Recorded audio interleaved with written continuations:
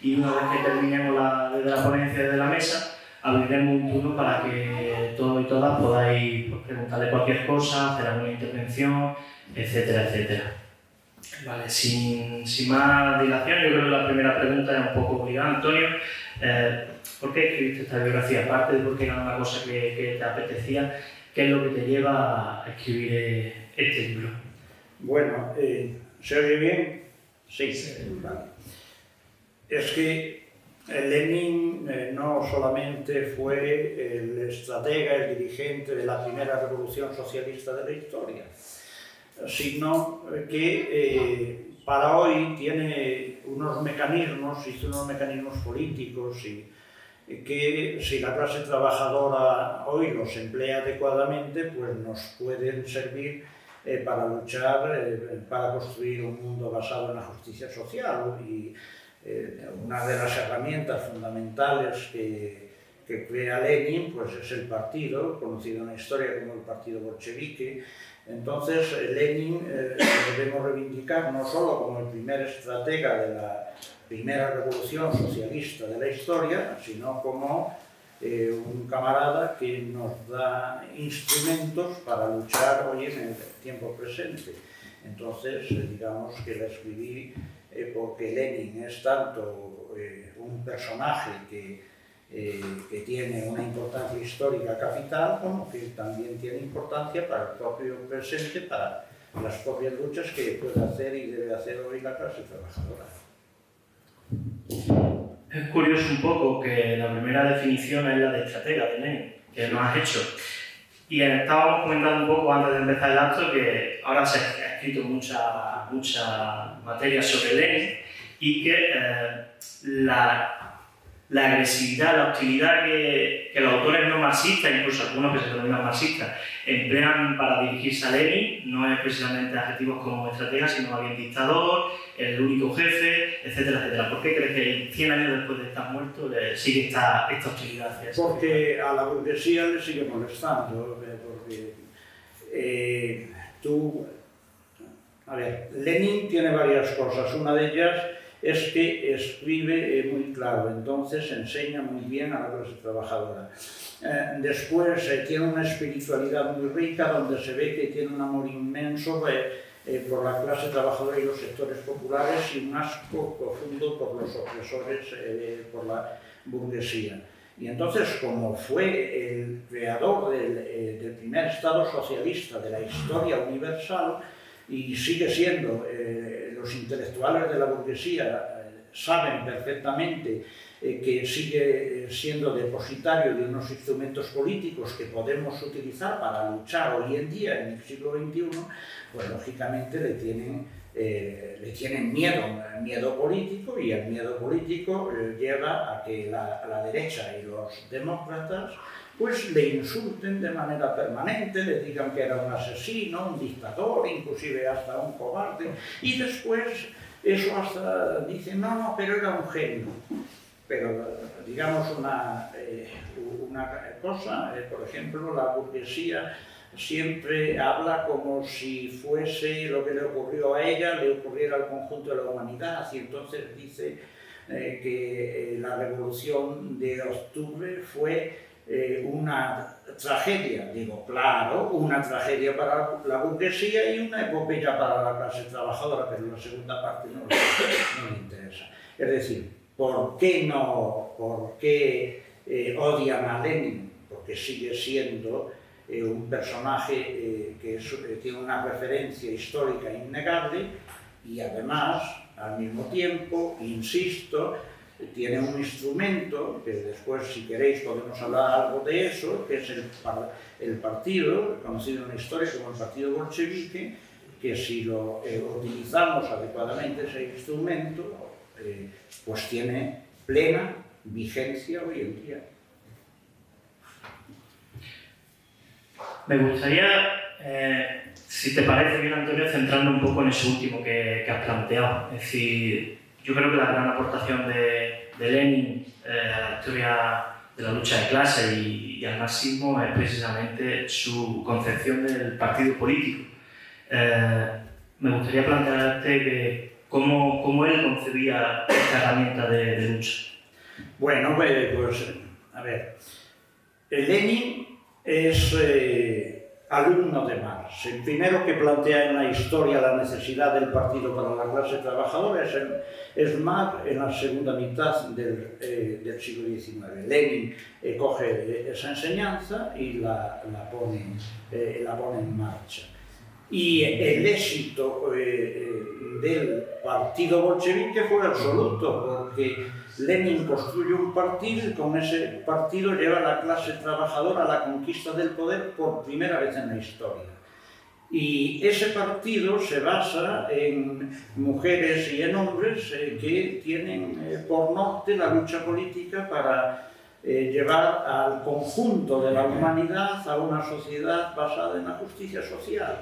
Y la herramienta del partido, un partido que unifica a las diversas capas de la clase trabajadora y que le da una orientación común, un horizonte político y que convierte objetivamente a la clase trabajadora en el sujeto histórico de cambio, eso es que lo tenemos que volver a poner en acción, porque la historia, insisto, nos enseña que fue un éxito y ese partido sigue siendo no necesario, imprescindible para la clase trabajadora para poder enfrentar a la burguesía. Y tengamos en cuenta que hoy en la Unión Europea, en el mundo civilizado en el que vivimos, se habla de democracia, entendiendo que en la democracia pues la injusticia social puede vivir. Aquí hasta se le llama democracia plena cuando hay multimillonarios que tienen un capital que ni miles y miles de trabajadoras y trabajadores trabajando años y haciendo horas extraordinarias a Manta no podrían llegar a tener. De hecho, yo creo que precisamente la cuestión de la teoría leninista del partido político es uno de los elementos que más ataques recibe directamente, ¿no? Es decir, el partido bolchevique siempre ha sido acusado un poco, tanto en vida de Lenin como a su muerte, de ser un partido que defiende el autoritarismo, que es profundamente antidemocrático. ¿Esto es verdad? No, pero a ver, el partido bolchevique primero que empezó con el Partido Obrero Social Democrático de Rusia, no ruso, de Rusia, que de todo el imperio, nunca ha sido en sus diversas fracciones un partido autoritario. Y ya cuando la fracción mayoritaria, los bolcheviques, lo convierten en un partido revolucionario. ¿Qué autoritarismo si constantemente hay congresos, constantemente hay conferencias, constantemente hay reuniones, inclusive en la guerra civil los congresos del partido bolchevique nunca se cortaron, son permanentes? Y Lenin un montón de veces se quedó en minoría, ¿no? Por ejemplo, si después se lo podemos hablar, cuando él propone la insurrección de octubre de 1917, está en minoría, en el Comité Central no le hacen caso. Cuando propone en los años anteriores acudir a las dumas, que eran censitarias, que no eran por el sufragio universal, se queda también en minoría. Cuando es el tratado de Brest-Litov, hasta tuvo que decir que él dimitía de todos los cargos si no se firmaba aquel tratado como una cosa, digamos, táctica, vital, porque si no, la revolución desde su punto de vista estaba finiquitada porque el ejército guillermino la iba a fagocitar. O sea, un partido que tiene congresos constantes y que su estratega un montón de veces está en minoría, es un partido autoritario, un partido con una democracia que no ha tenido ningún partido ni antes ni posteriormente. De hecho, tú lo has comentado, es decir, Lenin se enfrentó al resto de la dirección del partido bolchevique en bastantes cuestiones y algunas muy importantes. La insurrección, que creo que volveremos ahora un poquito más adelante. Las tesis de Abril. Y las tesis de Por Abril. cierto, permíteme que le diga, le censuraban en Plata, le censuran artículos, las cartas de lejos que escribe Lenin, no le publican ninguna, solo la primera y censurada. Las tesis de Abril no se las querían publicar cuando planteé las tesis de Abril, está en solitario, digamos, con la dirección del partido en Petrogrado, que entre otros era Stalin y Kamenev. Es un dictador. De hecho, Lenin muchas veces tengo la sensación de que se apoyaba en la base del partido para sacar adelante toda su orientación. No, que se apoyaba, es que son los cuadros del partido los que permiten que precisamente Lenin tenga la mayoría. Es decir, la simbiosis que hay entre Lenin y los cuadros revolucionarios, los cuadros bolcheviques, el cuadro de la clase trabajadora, trabajadoras y trabajadores, cuadros políticos. Son esos cuadros políticos los que permiten que Lenin consiga la mayoría, tanto, por ejemplo, en las tesis de Abril, para que esas tesis de Abril sean el programa político del partido bolchevique, como de la insurrección, que el Comité Central, la totalidad de los integrantes del Comité Central del partido bolchevique, cuando Lenin les puso la insurrección encima de la mesa, se quedaron perplejos y pasaron olímpicamente, y Lenin tuvo que recurrir no al Comité Central, sino a los cuadros políticos de la clase trabajadora, de los soldados y de los marineros. ¿A ti te parece, Antonio, que ese en verdad es un poco el motivo que Lenin siempre hacía rehuir de un partido de intelectuales, es decir, gente que se reúne para hablar de política, y que constantemente ese es un poco el objetivo de él, de que cuadros, de que trabajadores, trabajadoras ingresen en la fila del partido bolchevique? Claro, constantemente. Además, Lenin decía, meted en el partido a la clase trabajadora, porque los trabajadores, las trabajadoras tienen instinto de clase y con un poquito de formación van a ser excelentes revolucionarios, porque tenemos que darnos cuenta que cuando se integran en el partido en procesos duros de la historia, en procesos de lucha, a trabajadoras y trabajadores, lógicamente no lo hacen por tener una vida más fácil, sino por participar en la lucha. Y entonces pues Lenin llamaba que constantemente el partido se integrase de trabajadores y trabajadoras, claro que sí. Y así fue, aparte de que la mayoría de los integrantes del partido bolchevique eran de extracción proletaria, obviamente.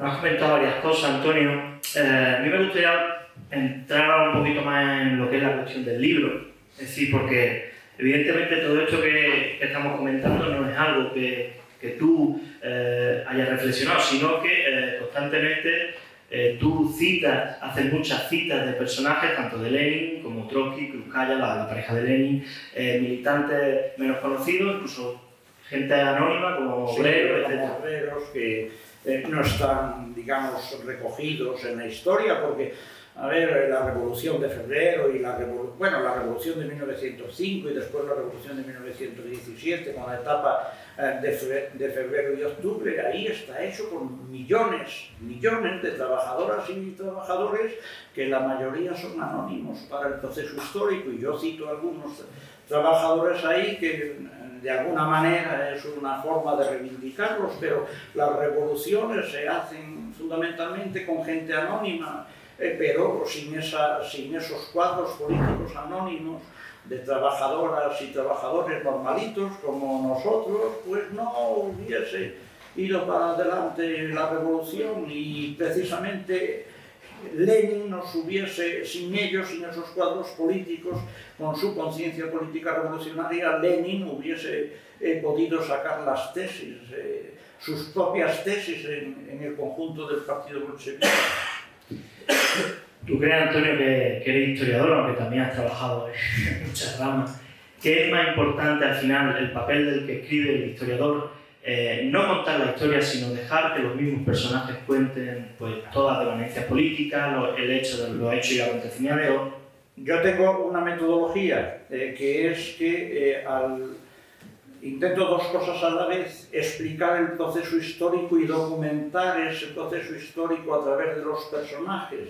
Y entonces no hablo yo, lo que quiero es que hablen los personajes históricos, y eso lo tengo como metodología, no para este libro, sino para todos, que los personajes históricos nos digan en el libro sus ideas principales, su quehacer principal, y entonces así conocemos lo que realmente pensaban y lo que decían. El historiador lo que tiene que hacer es encuadrar, el historiador lo que no tiene que utilizar es paja, el historiador no tiene que utilizar despistes. El historiador lo que tiene que explicar claramente el proceso histórico y documentarlo a la vez, que hablando de los personajes históricos le digan a las lectoras y a los lectores lo que realmente pensaban y lo que realmente hicieron. Volviendo un poco a la metodología, también a la preocupación por dar un mensaje concretos, reales, a los lectores y lectoras. Eso yo creo que era una de las obsesiones de Lenin, es decir, para Lenin, no sé cuántas veces tú lo explicas aquí, los periódicos en sus diferentes exilios, cuando vuelve, cuántos periódicos pudo llegar un montón, sí, a editar. ¿Por qué para él era tan importante la cuestión de la prensa? Bueno, como todas y todos sabemos, el primer periódico revolucionario es Iskra, que en ruso quiere decir la chispa, y a partir de ahí Lenin considera que el periódico tiene no solamente que informar, sino que formar, y además de informar y formar, lo que tiene que ser también es un aparato que ayude a la organización. Y entonces el periódico es fundamental porque no solamente da una concepción del mundo, no solamente da las tácticas, sino que además aglutina al conjunto de las trabajadoras y trabajadores en el seno del partido. Quiere decir que el periódico, en ese tiempo, que hoy se puede hacer de diversas maneras, lo que hace es que aglutina a las diversas capas de la clase trabajadora y les da un horizonte político común, porque lógicamente no hay ninguna clase social que sea homogénea y la clase trabajadora tampoco, pero el periódico lo que hace es que unifica la concepción del mundo y unifica la táctica y la estrategia política del conjunto de la clase trabajadora, y entonces ahí, claro, el periódico para Lenin tiene una importancia fundamental. Claro, a ver, Lenin escribió y tiene sus obras completas, bueno, las que están publicadas, aún se considera que hay textos que no están publicados, pero las que están publicadas son 55 tomos. Pues además 55 tomos de textos políticos para analizar la coyuntura política. No escribía en plan filosófico, escribía, digamos, para decir, para leccionar a lo que había que hacer en ese momento concreto. Sí, de hecho creo que tiene algunos artículos sobre que habían inventado la granada de mano, que eso había que saber, textos sobre avances científicos, cómo lo planteaba la burguesía, cómo deberían hacerlo los comunistas. Y también, evidentemente, hay muchos artículos, evidentemente, de toda la época de la Revolución de 1917. Antes lo hemos comentado, la cuestión de la insurrección, ¿por qué es tan importante para Lenin al final? No se puede llegar a la revolución, ¿no estaba ya la revolución casi madura? A ver, lo que hay que explicar una cosa, que para las y los marxistas es elemental. A ver, las grandes movilizaciones sociales, esas se generan siempre por las contradicciones del propio sistema. Aquí, en el Estado español, en el tiempo en el que vivimos, en Europa y en el mundo, estamos viendo constantemente movilizaciones sociales. Pero las movilizaciones sociales por sí mismas, si no tienen un objetivo político, pues podemos ver, por ejemplo, aquí en el Estado español el 15M o las primaveras árabes. fueron grandes movilizaciones, pero no consiguieron derribar a la burguesía. ¿Por qué? Porque no había un partido revolucionario. ¿Y qué hace un partido revolucionario? Lo que tiene que hacer el partido revolucionario es canalizar la energía social para llegar a la conquista del poder. Pero si el partido no está construido mucho antes de que se den las movilizaciones sociales y ese partido no tiene influencia y credibilidad en el movimiento obrero antes de que se den esas grandes movilizaciones sociales, no va a poder canalizarlas. Entonces, las movilizaciones sociales van a venir siempre por las propias contradicciones que genera la sociedad. Pero la cuestión es que los revolucionarios hayan construido el partido revolucionario para canalizar esa energía social hacia la conquista del poder.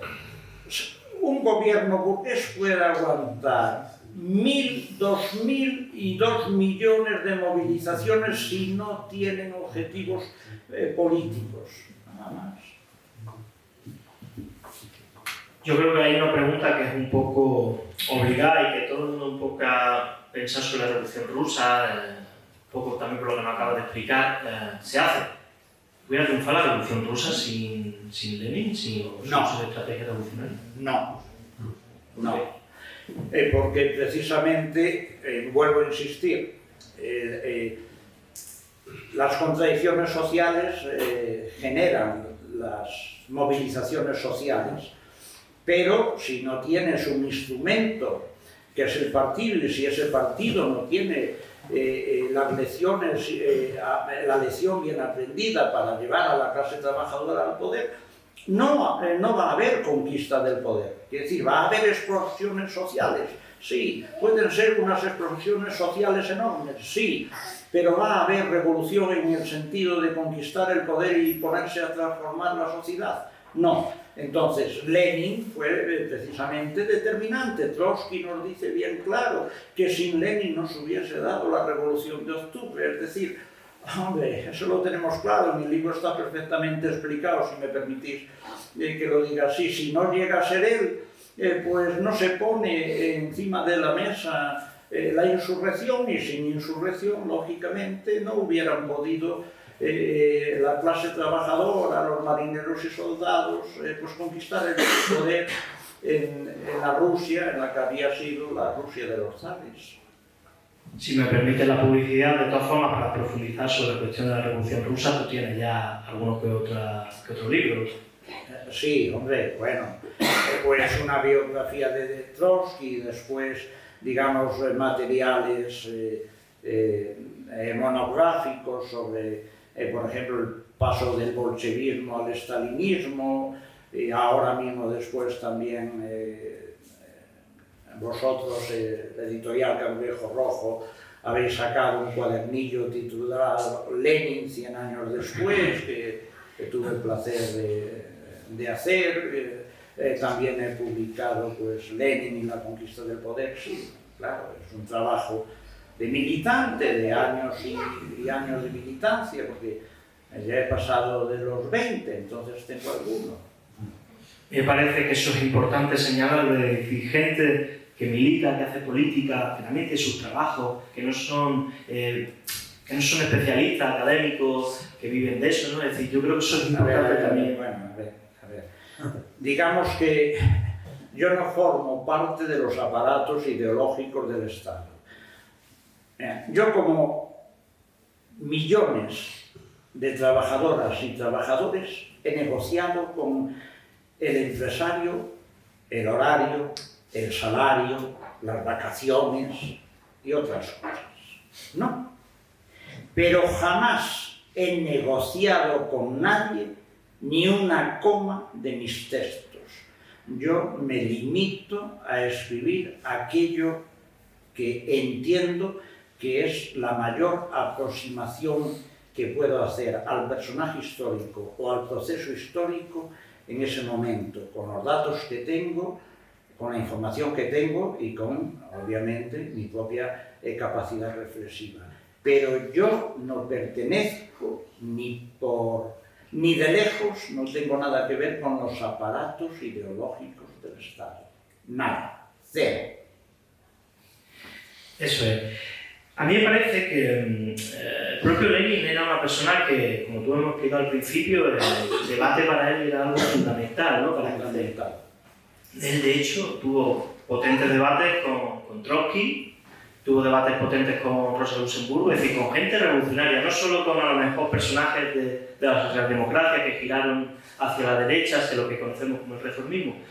A mí uno de los elementos que es más conocido, aparte de la cuestión del partido, es la polémica con Rosa Luxemburgo sobre la cuestión nacional. ¿Nos podría explicar un poco Bueno, ese debate? sí, bueno, en esquema. Sí. Rosa Luxemburgo consideraba que la cuestión de la autodeterminación lo podía manipular la burguesía en su propio interés, y en cambio Lenin decía que el derecho de la autodeterminación era fundamental, y además él, claro, él venía bueno, cuando se da el debate existe el imperio zarista, que Lenin decía que era una cárcel para las naciones y lógicamente los pueblos tenían que salir de la cárcel, pero el derecho de autodeterminación, ¿para qué? Para separarse y desperdigarse. No era ese el sentido del derecho de la autodeterminación que tenía Lenin, porque los pueblos no pueden ir en hermandad si no están en libertad, si no están en igualdad de condiciones. Entonces, lo primero que tienen que tener las naciones oprimidas es pues salir de las garras de la nación opresora para después estar en condiciones normalizadas de igualdad para poder participar en la lucha política. Pues que una nación que esté oprimida, pues lógicamente su clase trabajadora no la van a ver los trabajadores de la nación opresora como unos iguales, porque ahí hay muchos prejuicios, y entonces la nación oprimida tiene que salirse de las garras y de las fauces de la nación opresora, pero salirse para estar en pie de igualdad y después luchar en unidad de acción y en pie de igualdad, y la unidad de acción solo se puede dar si estás en pie de igualdad. Entonces, para Lenin, la cuestión de la autodeterminación de las naciones oprimidas era fundamental. De hecho, es un elemento de perfecta actualidad. Trotsky dice que es una de las grandísimas contribuciones de Lenin a la reflexión y a la política, claro. Parte de estos debates, Lenin sí que tuvo debates ya mucho más fuertes con gente, incluso que él yo creo que había mirado en su tiempo, como Kautsky, en fin, todo un poco lo que es la socialdemocracia alemana, también con Plejánov, es decir, un poco el padre de la socialdemocracia rusa. Sí, pero son debates, digamos, son debates concretos, prácticos, quiere decir, no son debates ideologistas. No, son debates en función de la realidad histórica, ¿no? A ver, Plejánov es el padre del marxismo ruso, y bueno, ahí sale en el libro que fue una decepción para Lenin cuando le conoció, porque Lenin le tenía en altísima estima, pero Plejánov, vamos a decirlo con jerga popular, era un poquito chulito y así y se consideraba que era una virguería. Bien. Lenin le criticará más adelante, pero siempre dirá que gracias a Plejánov y a camaradas como él se introdujo el marxismo en Rusia. Es decir, los debates de Lenin van a ser debates concretos que no tienen nada que ver, digamos, con la cuestión personal. Inclusive hay un personaje que Lenin quería mucho a nivel personal, que es Martov, digamos, el líder de los mencheviques por excelencia, además después de los mencheviques de izquierda, y cuando está enfermo, él se entera que está enfermo, pues le comenta a su compañera de siempre, a Krúpskaya, le dice, parece que Martov, hombre, está enfermo, y se preocupa, pero en cambio con él peleó, digamos, teóricamente, por razones personales no, por razones políticas, exclusivamente por razones políticas. De hecho, uno de los grandes debates con Kautsky muy concreto es toda la cuestión de qué función tiene el Estado. No, y además, por ejemplo, a Kautsky le citaba, y hay una, ¿no? Cuando el texto ese donde le llama renegado a Kautsky y pone textos anteriores, dice qué bien escribía antes, ¿no? El renegado. Quiere decir que la parte de la obra de Kautsky que es útil para el marxismo, lógicamente, pues Lenin la seguía defendiendo, lo que obviamente no iba a defender la oposición a la revolución de octubre. Obviamente, pues Kautsky en ese terreno giró a la derecha y por lo tanto le combatió. Pero en el seno de la Tercera Internacional a Lenin le ponían los ultraizquierdistas, decían que era una persona que había girado a la derecha. Y entonces él, entre otras cosas, dice cuando me cuentan a mí que el partido bolchevique simplemente fue el que hizo la revolución, es que en realidad aquí no se está comprendiendo la revolución. No solo eran los miles de militantes que tenía el partido bolchevique, sino que con el partido bolchevique estaba la mayoría de los soldados, la mayoría de los marineros y la inmensa mayoría de la clase trabajadora y del campesinado pobre, quiere decir millones. La revolución rusa no se hizo por un partido de cuadros políticos que asaltaran el poder, sino porque ese partido de cuadros políticos canalizó a millones de trabajadores y trabajadoras, de soldados, de marineros y de campesinos, del proletariado campesino, de los jornaleros, que diríamos aquí en el Estado español. Y entonces Lenin, en el seno de la Tercera Internacional, hasta le dijeron que estaba a la derecha. Pues no, él no estaba a la derecha. Lo que pasa es que los izquierdismos no lo querían. Digamos ahora, hagamos un apunte. A ver, los partidos revolucionarios, o que quieren ser partidos revolucionarios, tienen dos problemas. El primero, que antes de que se desarrollen sea una secta, se conviertan en una secta. Y el segundo, cuando se desarrollen, que tiren por el capitalismo. Hay antídoto para eso, sí, la democracia del partido, la cultura política de sus militantes y, lógicamente, por lo tanto, Lenin llamaba constantemente a la participación de las trabajadoras y los trabajadores en el partido y, lógicamente, a que cogieron cultura política. Y entonces, pero los debates de Lenin, insisto, nunca estaban en el terreno de lo personal, sino en el terreno de lo político. De hecho, él que siempre le polemizaba, ¿no? Porque planteaba que se había que presentarse en las elecciones, al Parlamento, a la Duma zarista, pero lo que nunca perdió era un poco el horizonte de al final el aparato estatal, cuál es su naturaleza y cuál es su función dentro del sistema capitalista. A ver, Lenin diferencia perfectamente entre táctica y estrategia. Para decirlo esquemáticamente, estrategia es el objetivo que te planteas, por ejemplo, la conquista del poder. Y las tácticas, cómo trabajas en la coyuntura política para, digamos, andar ese camino que te lleve a la conquista del poder. Pero claro, si no diferencias entre táctica y estrategia, pues vamos mal. ¿Qué quiere decir?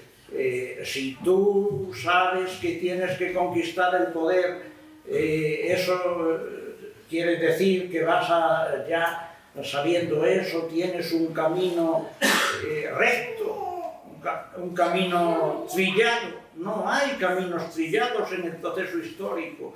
Y Lenin decía algunas veces, por ejemplo, si podemos pactar, pero no podemos nunca, además citaba más, dice, pactar tácticas, pero nunca rebajéis el programa, nunca rebajéis la estrategia. Entonces, lógicamente, Lenin diferenciaba perfectamente la táctica como una herramienta que te permite analizar la coyuntura concreta para caminar en el objetivo de conquistar el poder. Y entonces eso no se puede hacer con un esquema diseñado a priori y dice, ala, aquí tenemos Aquí tenemos un esquema y ya lo utilizamos per seculum seculorum. Dice, eso no tiene nada que ver, es la coyuntura política la que te dice que es lo que tienes que hacer. Y sobre el Estado, podremos hablar de lo que consideraba el Estado proletario y el Estado burgués, que digamos, como primera pincelada, que Lenin decía que todo Estado es una dictadura. Aquí la cuestión está, ¿una dictadura para quién? Es decir, si es una dictadura de la minoría sobre la mayoría, pues es un Estado burgués. Pero si es la dictadura de la mayoría social contra la minoría, pues un Estado proletario.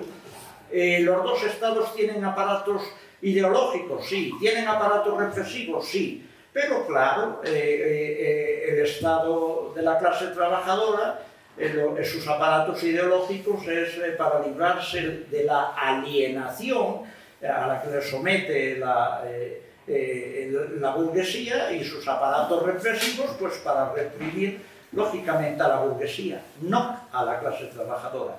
Entonces, claro, todo Estado es una dictadura y no hay democracias plenas. Me gustaría volver, porque lo hemos comentado, las grandes aportaciones, ¿no? Estamos hablando de las grandes aportaciones un poco de Lenin a toda la teoría marxista.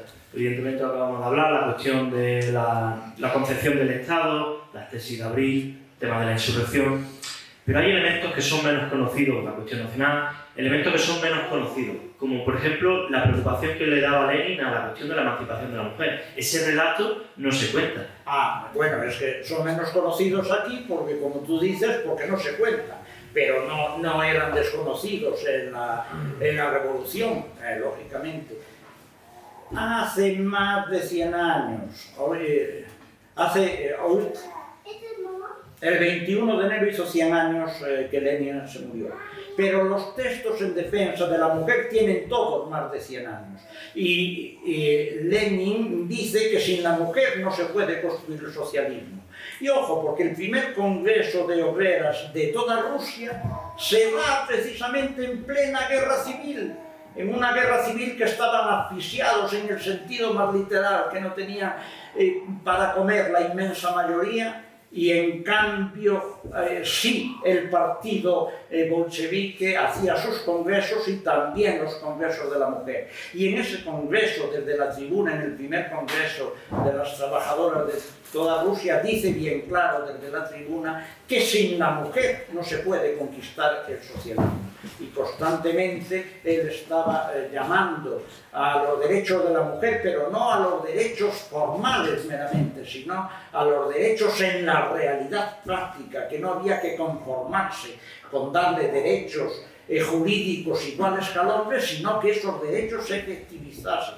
Y claro, bueno, aquí son desconocidos, pero aquí si vamos a las manifestaciones del 8 de marzo y le preguntamos a muchas manifestantes quién es Clara Zetkin, seguramente pues no lo sepan, no porque no tengan cultura, sino simplemente porque los medios de comunicación no van a decir que es una comunista que además debatía sobre la cuestión de la mujer con Lenin, la que propuso el Día Internacional de la Mujer, que a partir de 1910 y 1911 va a ser un día histórico que, por cierto, la Revolución de Febrero la empiezan el 8 de marzo en el calendario occidental, porque en el calendario occidental la empiezan las trabajadoras en Petrogrado, que es como se llamaba entonces San Petersburgo, la empiezan las trabajadoras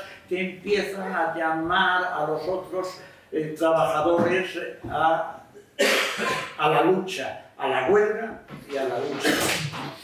De hecho, por citar un poco, usar tu ejemplo, el propio Lenin, en el capítulo 6, la página 299, que tengo aquí apuntado, él dice que a pesar de todos los avances que podemos comentar algunos que hubo en materia legislativa para las mujeres en la Unión Soviética, frase, en palabras de él, igualdad ante la ley no es todavía igualdad en la vida. Claro, claro, él dice que no nos debemos conformar con que los derechos de la mujer sean igual que el hombre en la ley, tiene que ser en los hechos, en la vida cotidiana, y por eso él llamaba constantemente a que, claro, está recogido en el texto, a que participaran. Por ejemplo, dice, hay elecciones a los soviets, que las mujeres participen en el soviet, en la administración de los soviets, y él dice claramente que las mujeres no se deben dedicar a la cocina y al hogar, y para eso lógicamente se crearon comedores sociales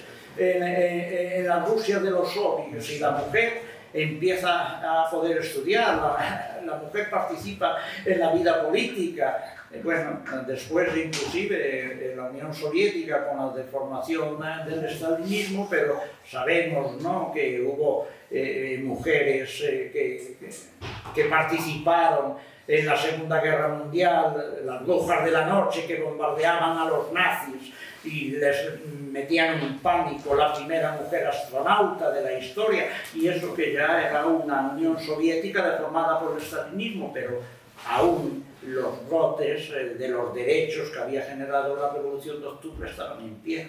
Y Lenin dice claramente, sin la mujer no puede haber socialismo.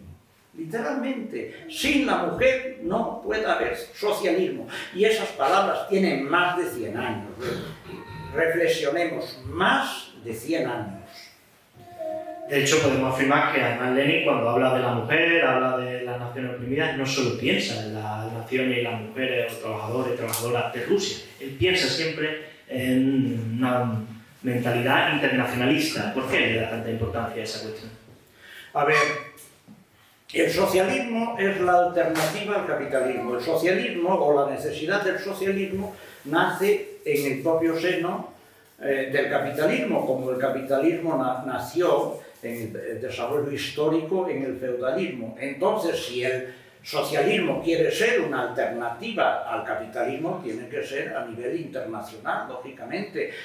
Pues no vale con que un país,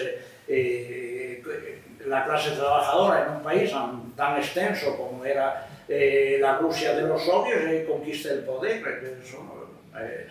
Eso no es suficiente. El socialismo para que se instaure como un régimen político-social alternativo al capitalismo, se tiene que dar en muchos países, y además que tengan un desarrollo económico muy importante para que sea una alternativa. El socialismo no puede existir solamente en un solo país, porque las contradicciones que genera no le permiten llegar al socialismo. El socialismo tiene que ser a nivel universal. Entonces, de ahí la necesidad de la lucha política a través de la internacional. La clase trabajadora, además hoy lo vemos, las diversas empresas capitalistas tienen fábricas en un montón de países, ¿no? Pues lógicamente la clase trabajadora, para responder al capitalismo, tiene que tener también una organización a nivel internacional, y lógicamente eso Lenin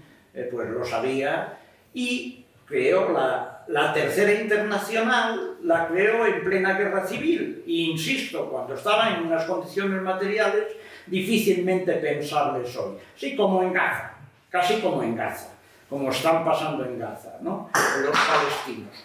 Pues estaban en unas condiciones durísimas. Pues aún en esas condiciones materiales tan duras, ahí se celebra el primer congreso de la Internacional Comunista, la Tercera Internacional. ¿Por qué? Porque sin una Tercera Internacional, sin una Internacional Comunista, la Unión Soviética se quedaría aislada, y entonces el socialismo pues no se podría dar. Eso los bolcheviques, Lenin, Trotsky, Zinoviev, Kamen, Bukharin, eso lo decían todos. Stalin no, porque lógicamente lo fuerte no era su capacidad reflexiva, sino su capacidad represiva. De hecho, incluso una vez terminada la guerra civil, que se centran un poco en la reconstrucción un poco y empezar a pasar del capitalismo a una transición hacia el socialismo, nunca abandonan la cuestión de la tercera intervención. Es decir, no me centro en construir el gobierno en Rusia y no dejo de lado nunca la tercera intervención.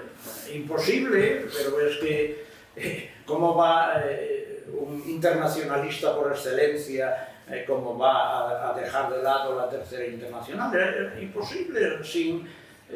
Sin una internacional, la clase trabajadora se organiza en los países más importantes económicamente hablando del mundo, si no, no va a construir una sociedad alternativa. Y lógicamente eso Lenin lo sabía muy bien, y entonces desde la tercera internacional no solamente se habla de la lucha de la clase trabajadora, sino de la autodeterminación, y además hay unas directrices para la lucha colonial, ¿no? Que lógicamente está en contra del colonialismo, porque las naciones oprimidas por las colonias imperialistas pues tenían que salir de las fauces del colonialismo, y eso si no tienes una estructura internacional es una cosa imposible. Para Lenin el internacionalismo es como el agua. Si no tienes agua, te mueres de sed. De hecho, toda esta concepción leninista no puede estar más lejos de la teoría, como tú has comentado, de Stalin, del socialismo en un solo país. Nada. Bueno, eso también hemos explicado en otros textos, porque nace el estalinismo, y en esquema es porque la Unión Soviética se dan varios factores, la muerte de Lenin, bueno, la enfermedad en 1923, el fracaso de la Revolución Alemana, el alistamiento Lenin, que cínicamente denominado Lenin, que hace Stalin, y eso lleva al estalinismo. Pero eso, claro, se da en un contexto donde los países democráticos pues hacen un cordón y no quieren que la revolución bolchevique se extienda, y digamos ese cordón pues lo utiliza Stalin para que ex-revolucionarios pues se conviertan en una casta, que quiere decir en usufructuarios de la riqueza del Estado, y eso da nacimiento digamos al estalinismo. Es decir, que el socialismo en un solo país, eso es una falsedad. No puede existir el socialismo en un solo país, por muy grande y poderoso que sea ese país. Es verdad que muchos autores, estábamos hablando al principio de la charla de toda la hostilidad con la que hablan de Lenin, y aprovechan mucho toda la cuestión del estalinismo para establecer una conexión entre Lenin y Stalin, como si el estalinismo fuera una consecuencia lógica. Es que si a ver, tenemos que entender, claro, los intelectuales burgueses son cualquier cosa menos gilipollas. Son ruines, viles y canallas, pero no gilipollas. Entonces, ¿qué es lo que hacen? Pues jugar la baza de que Stalin es el alumno de Lenin y por lo tanto comunismo y estalinismo son sinónimos. No. Yo he repetido ya muchas veces y no me cansaré de repetir que Stalin es el mayor asesino de comunistas de la historia. Mató, asesinó a los bolcheviques, mató, asesinó a la juventud que tenía que llevar a la Unión Soviética al socialismo, y que tenía que luchar por el socialismo a través de la Tercera Internacional. Asesinó a la plana mayor del Ejército Rojo y a su columna vertebral, lo que posibilitó que la invasión de los nazis causara unos estragos brutales en la Unión Soviética. Y paradójicamente después la victoria de la Unión Soviética sobre los nazis lo que va a hacer es fortalecer el estalinismo, cuando el estalinismo había debilitado al infinito al Ejército Rojo. Las paradojas de la historia. De hecho, volviendo un poco a toda esa cuestión de ese relato que se pretende olvidar, yo creo que es importante desde aquí también recuperarlo un poco. Se conoce muy poco de Lenin ya enfermo, después del atentado que sufre. Como tú titulas, ¿no? La última batalla de Lenin precisamente fue toda esta lucha política contra la degeneración que ella percibía. Exactamente. la última batalla de Lenin es para que los derechos de las naciones que estaban en la estructura de la Unión Soviética fueran también derechos reales, y él además en esa última batalla se planteaba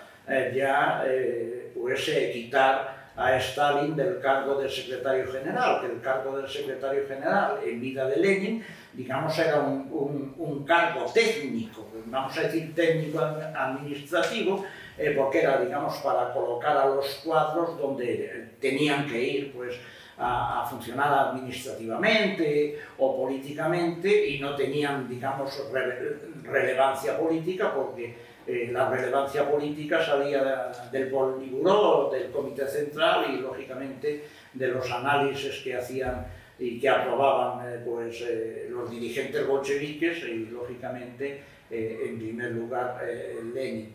Pero después, con la enfermedad de Lenin, lógicamente, el cargo de secretario general pues es un cargo que tiene, digamos, ya poder político, ¿no? Porque va metiendo a las personas que son afines allí donde les interesa para controlar el aparato, ¿no? Para que el aparato funcione como un aparato revolucionario, y ante eso, lógicamente, Lenin se prepara para luchar, y la propuesta de Lenin es que había que quitar, bueno, lo dice literalmente, a Stalin del cargo de secretario general, pero bueno, la vida va a tener a comienzos de 1923 un ataque que le va a paralizar, prácticamente le deja sin habla, sin capacidad de escribir y sin nada, y entonces Lenin muere físicamente el 21 de enero de 1924, pero en realidad ya murió políticamente a comienzos de 1923. Después, claro, se celebra ya en 1924 un congreso del Partido Bolchevique y una conferencia ya sin Lenin, y entonces ahí el aparato de Stalin, digamos, que ya estaba bien organizado. También había lo que se conoce la Troika, formada por Stalin, Kamenev y Zinoviev, que lo que querían, pues ahí era una lucha, querían apartar, digamos, al líder por excelencia, después de Lenin, que era Trotsky, del poder, y ahí en esa dinámica se va a empezar a construir lo que después conocemos por el estalinismo. Sí, de hecho, ya que lo has comentado tú, es decir, es verdad que en esta última batalla, parte de los cuadros bolcheviques que sobreviven, porque al final, claro, la guerra civil también tiene ese causa estrago en el partido bolchevique al morir muchos militantes en los campos de batalla. También, aparte de ellos, se apoyó bastante en la figura de Trotsky para hacer esa lucha política contra la degeneración stalinista. Sí, se apoya, digamos, en el conjunto del partido. Él va a llamar al partido, y lógicamente a Trotsky le pide de manera explícita que en la cuestión nacional le eche una mano, que en la cuestión del comercio exterior, que quiere decir que el Estado soviético tuviese el monopolio del comercio exterior también, y además le dice algo a Trotsky: no llegue usted a acuerdos con Stalin, no llegue usted a acuerdos con Stalin, cosa que después, digamos, consejo que Trotsky no siguió, y nos podemos preguntar por qué. Bueno, Trotsky era después plenamente consciente que dirigir la Unión Soviética sin Lenin no iba a ser una cosa fácil. Ya finalmente, para acabar un poco la pregunta que yo había preparado, creo que aquí te puedes explayar bastante más si quieres. Lo hemos comentado al inicio como modo introductorio, pero ¿qué utilidad tiene en realidad toda la teoría política de Lenin, toda su aportación al marxismo, para la gente que hoy en día de verdad se plantea cómo acabar con el sistema capitalista, porque es injusto y que quiere construir otro modelo de sociedad? A ver, hoy en 2024 el capitalismo es más capitalismo que 1917. La acumulación de la riqueza hoy es inmensa. Bueno, hay estimaciones, ¿no?, que el 2% de la población tienen más del 50% de la riqueza. Y lógicamente que controlan no solamente la riqueza, sino que controlan los medios de comunicación, ¿no? Es decir, los aparatos, los aparatos ideológicos. Entonces, si en 1917 el capitalismo era menos capitalismo que en 2024, eso quiere decir que el capitalismo no solamente no es necesario, sino que es más necesario que en 1917. La cuestión es, ¿y cómo lo hacemos? Pues para eso está la historia. Pues mire, le podríamos decir, mire usted, pues resulta que la revolución se consiguió gracias a un partido revolucionario que unificó políticamente a la clase trabajadora, a las diversas capas de la clase trabajadora, y conquistó el poder. Bueno, pues esa experiencia la tenemos que trasladar hoy, y además, digamos, con una clase trabajadora que inclusive tiene más capas diferentes que antaño, ¿no?, por la dinámica mismo del capitalismo. Entonces, hoy el partido de Lenin, el partido que creó Lenin, el que le llamaron ya en la Revolución de Octubre el partido de Lenin y Trotsky, es más necesario que nunca. ¿Para qué? Para convertir a la clase trabajadora en el sujeto histórico de cambio. Quiere decir que no solamente sean los que generan la riqueza, sino los que controlen la dinámica política y social del conjunto de la humanidad. Y aquí hay que decir también una cosa clara. Marx, Lenin, Trotsky, todos los marxistas entienden el socialismo como una etapa transitoria, es decir, el Estado socialista no es para emancipar a la clase trabajadora, sino que la clase trabajadora lleve a la emancipación del conjunto de la humanidad. Es decir, no se crea un Estado socialista para la clase trabajadora, sino para convertir a la clase trabajadora en el sujeto histórico de cambio, para que vayamos a una sociedad donde la injusticia social, la alienación, no tengan posibilidad de existencia. Muchas gracias, Antonio. Con esto terminamos nuestras intervenciones. Ahora abrimos